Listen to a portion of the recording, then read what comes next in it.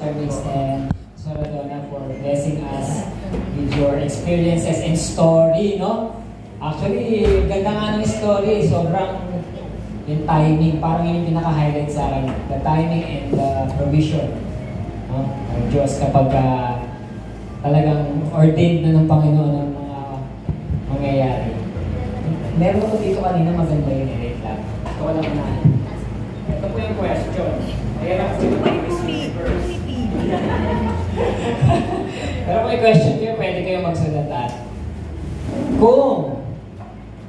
Kung may nakikita kang dapat baguhin ng asawa mo or sa asawa mo dahil turn off ito sa'yo, dapat mo pa rin ba siyang sabihang baguhin mo na yan? Or hayaan na lang dahil matagal na kayo? Ano yung masanay na lang yan? Sige po, ayun po yung mga... Sobrang ganda ng tanong. Kasi normal talaga yun. Hindi como tayo ay sinabi ng Bible, iisa na. Automatic yung changes na mangyayari. No. It must still be intentional. At alam nyo, lagi nating tandaan, ang lahat ng problema ng pag-aasawa ay opportunities for each of us to become resourceful sa pagsusunod. Alam niyo, pag tinignan niyo ng ganyan yun, ang gaganda yung pananaw natin sa buhay. This is an opportunity for me to grow as a person. Paano mag-solve? Yan. Kasi normally, pagka-problem, parang ano na kagad negative kagad ang pananaw. Lagi natin tanawin, ay, opportunity ito para ako'y matutong mag-communicate, mag-lead ng buhay pag-asawa. So, ito po. Meron lang ako ibibigay na principle which natutunan niya. Naalala mo yung natutunan mong principle about how to say no. Okay. Kukwento ko yun. Ganito po yan. Di ba sa pag-aasawa, ayan, naalala mo na. Okay. Ikaw na. Naalala mo na yun. Ayan. So, napakahalaga ng mentor. Ito po yung binanggit na. Kasi, di ba, may mga pagkakataon po, she has to say no to me. Like, sa sexual life, o sa iba pang mga bagay. She has to say no. Meron po siyang natutunan sa mentor namin. Nasabihin niya. Alright. Dapat daw po, matutunan natin magsabi ng no sa ating kapartner nang hindi nagsasabi ng no. Yes. Maging creative ka sa pagsasabi mo. For example, sexual. Yan na lang. Pagod ka talaga that day. So, hindi ka pwede. Hindi mo kaya. Sabihin mo, kunyari na lang, nag-sexual advance si husband niya. Sabi, parang, tonight. Ayan, sabi nung pusa, di ba? sabi ng pusang babae, knock, knock. Alright, so, ganito daw po ang pamamaraan ng pagsasabi. Natutunan niya po yan. Sabi, dapat daw pong sabihin, mas prepared ako mamayang madaling araw. Ikaw naman na lalaki, dapat makasignal ka na kasi lagi po yung dalawa kayo dapat na nag-uunawaan pag sinabi niya na yun, tingnan mo hindi siya nag-say no. Hindi no yung sinabi niya. Pero in fact, nagsabi siya ng positibo. Ang sabi niya, mas mamayang madaling araw. Mas handa ako, humanda ka rin. Kunyari na lang kayo. So, ganun din, i-apply ko yun sa mga bagay na gusto mong baguhin. Kasi, you know what? Pag dinirect mo yan, masakit. Pero parang katulad ng hilot, may mga pagkakataon, pag naghihilot, saan po, halimbawa, nandito po yung bale, saan nyo gustong simulan ng hilot? Normally, saan sinisimulan ng paghihilot? Di ba dito muna? I-ready mo muna yun. No, i-ready mo muna ito. Huwag yun!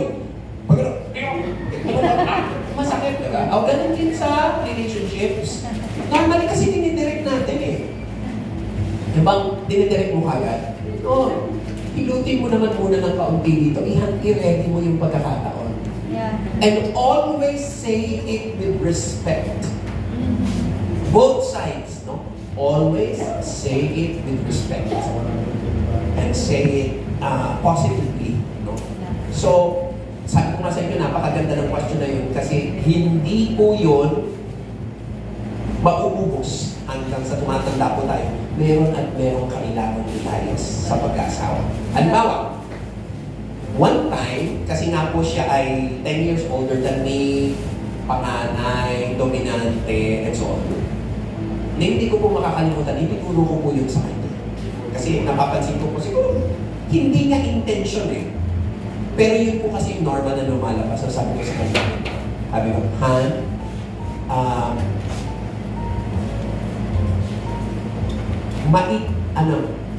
mas matanda ka na nga sa akin, huwag mong ipahalata yun sa harap ng mga tao. Napitat niya na po yun. Okay. Ganun po eh, dapat marunong din tayo pumikap, hindi yung sinabi na sa'yo, ano ka ba? Para bang aang-aang ka pa sa ibig sabihin, hindi po yung ano, no? Hindi po negative yun. Maraming yung parang nagmamaang-maangan kayo pala yung word. Nagmamaang-maangan ka pala, parang hindi mo alam. Dapat alam mo na. At isip, dapat yung mga pahiwatig na yun, dapat kilala natin ang isa't isa. Amin mo ba? Yeah. Dapat, so ano ba, pag sinabi niya yung ganyan, sabi ko sa kanya, Han, huwag mong iparamdam sa tao at saka sa akin na you are 10 years older than me. Yeah. So, dinapick up niya po yun. Praise God! Kasi ang ganda po. Nakapag-adjust po siya. Sa Ayun, thank you po. Oo, tama. Parang pinaka-pick up po, hindi talaga natatapos. Laging parang may na-discover tayo na, ay, hindi yan tama. Pero pagka lagi tayo hit point or parang masakit. Huwag diretsahin. Masakit. may mga parang mga ibang way creative ways. in a positive way na parang maging. Pero wag na wag hindi i-communicate. Dapat i-communicate. Communication is the key. But be resourceful and be creative in communicating. Yun naman ang ibig sabihin. Okay. So, meron din po ditong question. Pero yung mga iba kong sinulat yung question, hindi ko na babasahin. It's because habang nakikinig ako, napapansin ko nasasagot na po ni Pastor Biggs. So, para at least makasave tayo ng time. Pero meron dito, sino ba ang dapat nasusunod pagdating sa pagdedesisyon? Lalo na pagdedesisyon, medyo crucial.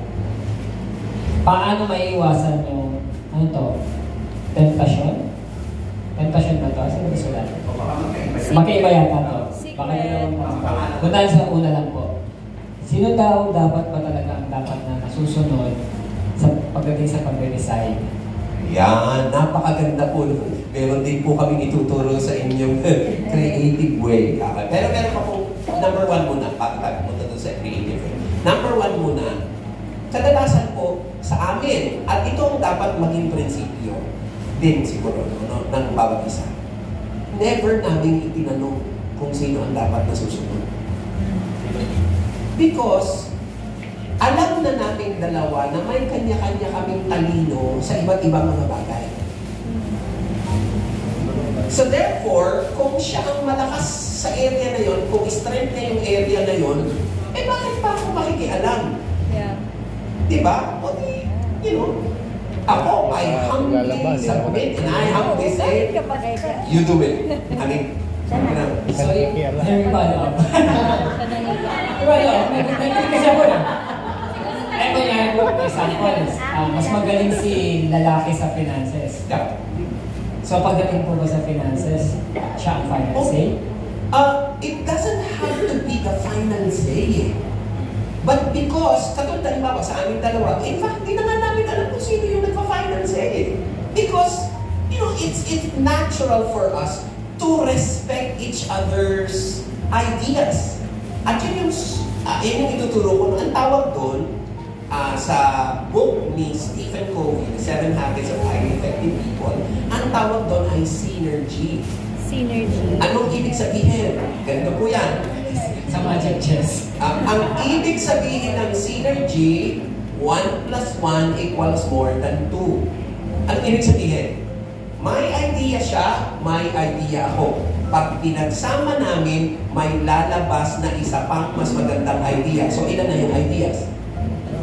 Nakuha nyo? Pero 1 plus 1 lang po yun. Pero may lumabas na isa pang mas maganda pang idea. O, di ilan na yung ideas? More than 2. Ang tawag po doon, synergy. Kasi hindi naman kailangan, dito dapat ikaw ang masusunod. This time, ako ang masusunod. We don't do that. No. Tatagpo po kami ng ideas. Anong idea mo dito? Sige, ito yung idea ko dito. Tapos, because of those 2 ideas, makakabuo kayo ng mas magandang idea. Ang tawag doon, synergy. Okay. Next principle. Especially sa mga kababaihan. Okay? Karamihan sa lalaki, gusto nila sila ang may final say. Yes. Di ba? Yes. Gusto nila yun. Ako kasi, it doesn't matter. Sa amin, it doesn't matter. May final. Pero, karamihan sa kalalakihan, gusto nila sila ang may final say. Tip ko sa mga kababaihan. Sarado mo ng ng mga lahat. Tip ko sa mga kababaihan. Ipadamam nyo sa kanya na kahit na idea nyo yun, idea niya yun. Yep. Maganda. That's a resourceful way, that's a creative way of diverting the na parang siya pa rin yun. Pero ang totoo nun, ikaw ang nagpasimula nung ideya na yun. Pero kasi sa pag-aasawa ba, mahalaga pa ba kung sino kung kanino nagmula? Di ba magkakampi naman kayo? Bakit mahalaga pa kung sinong nagpapalagay, sinong nagsimula? Sino ba yung nagtanong yan? Walang pangalan. Joke lang. Nakukuha nyo po? Mas maganda yun? Parang ako yung may tanong mo na. Pero again ha, mga kababaihan, which, yung dalawang prinsipyo na inano ko po sa inyo, yung kanina yun, ang husay niya po doon. Yung sabi ko sa inyo, yung saying no without saying no, I tell you, ang husay niya po doon. Pangalawa, ang husay niya rin po na ipadama sa akin na idea ko yun, when in fact, actually, idea niya yun. Hindi ko na hindi ko pala idea yun. O idea ko, wala na. Ano na siya, yung bang na... Pwede yun Hindi na, idea na namin. Nakuha niyo po? Hindi na mahalaga kung kaninong idea yun. Sino ba ang final say? It doesn't matter. Ang mahalaga para sa atin yung desisyon na yan. Amen. Kaya parang pinaka-nuggets ko yung no? Meron ako nabasa sa Facebook, lagi sinasabi nila, ikaw ang sa lahat ng nasa mundo ba, ikaw yung pinaka-kakampi ko, ikaw din yung kalaban. Nabasa niyo na ba yun? Pero gusto ko yung sinabi ni Pastor, parang one word that stands out is synergy. Yun, yung synergy talaga yung akala mo magkaiba kayo, pero pag pinagsama mo parang may mabubuo ka. Diba, Pastor? Itatatak ko na yan sa aking puso't isipan. Thank you, Pastor. Nag-react. Kayo ng asawa yun. Ayan, sige. Gusto niyo pa ba magtanong? Mag-question tayo. From the audience. Gusto niyo, audience. Si Kuya Richard daw. Kaya turo mati. Lagi kang pinabulot din ni Kuya Jude. Ikaw, Kuya Jude, may question ka ba? I have a personal question. This is the time. This is the moment. Kuya Jude, ilabas mo na yan. Di ba may question number 2 doon? Meron po. Ang nakalagay dito, paano maiiwasan ng temptasyon? Yan. Temptation ba? Temptation ng ano to? Baka temptation nga yung na ikaw lang lagi mag-decide o parang gano'n. Or, Kasi kadikit O sige, pero... or siguro yung... Or in general. In general. In general. Sino Temptation. ba nagsulat? Para lang klaro. Temptation siguro yung third party na... Siguro, no? Pwede. Pwede. Siguro. Kasi laging may ganun na temptation. Siguro. Dahil sa mga nakikita natin sa social media. All. Yeah. Sa age namin, di ba, younger siya. Gusto ba natin mag-lunch? Ang ano talaga is, ipanalangin mo lang. Bakuran mo ng panalangin. Kasi ikaw, pwede kang wala sa Kanya. Pero I believe, the conviction of the Holy Spirit will always be Pero naman with sila Him. gutom kasi makain Kapag pitsi-pitsi. ando na yung temptation, the Holy Spirit will be the one to convict you. Hindi yan tama. Let's go. Amen. May follow-up question po ako. Paano kasi? Trusting each other. Amen. Na talagang inaano mo na I choose to trust you. Di ba? Yun yung ano natin. Pinipili natin pagkatiwala. Gusto ko lang susugan yun, no? Yes. Kasi doon ko siya isang bagay na hinangaan sa kanya. Kasi siyempre, pastor, maraming sabihin na natin, even without malice, but it can cause problems. So, Even without malice. pero yun ang ikinatuwa ko sa kanya. Kasi ang principle niya doon, I choose to trust you. That's number one principle. Number two, which is ito talaga yung it melted my heart. Ano yun? Ang sabi niya, I am protecting you from destroying yourself.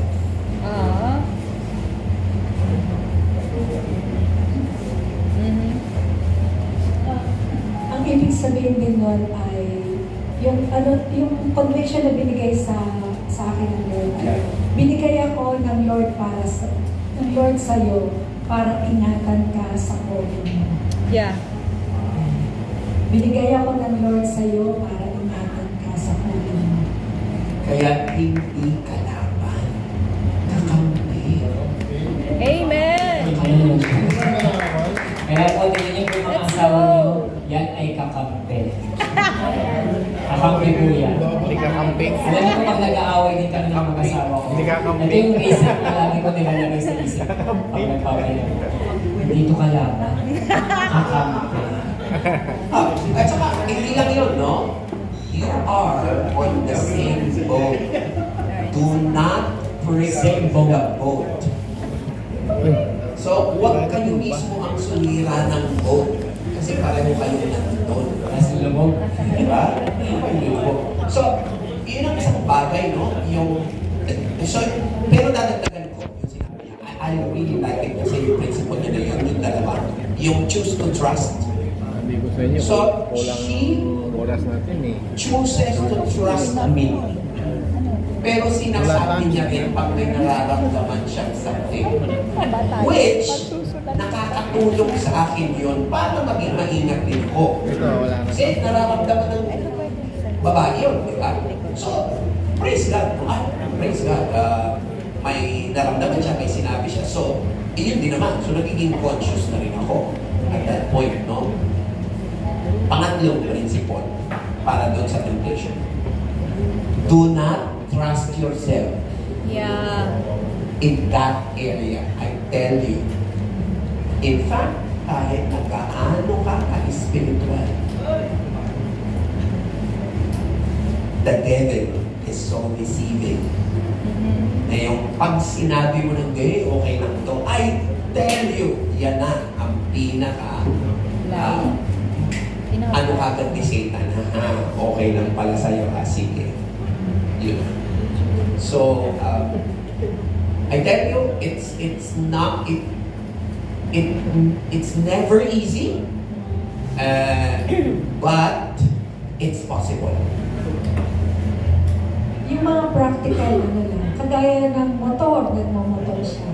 Hindi siya pwedeng mag-angkas ng ibang babae. Sa kotse, ako ang nakaupo sa harap. Bawal ako. Hindi ako pwedeng magsakay. Halimbawa, kunyari, may nakisakay, nagkataong dalawa lang kami, hindi pwede siyang sumakay doon sila sa likod. Wife ko lang ang pwede siya. Pag babae. Pero kung marami naman, halimbawa, sa buong church, okay lang yun. Halimbawa, hindi siya kasama, pero sa buong church. Pero kung isa o dalawa lang, doon kayo sa likod. Cannot sit. Wow. Yung iba naman nakamotor, no? So isa lang ang talaga makakasakay. Ay, hindi. Sa pagbabae, kasi okay po. Sige po. Paano po pag walang motor? Lakad lang ba? Di ba, joke, kidding aside, pero maganda po yung principle na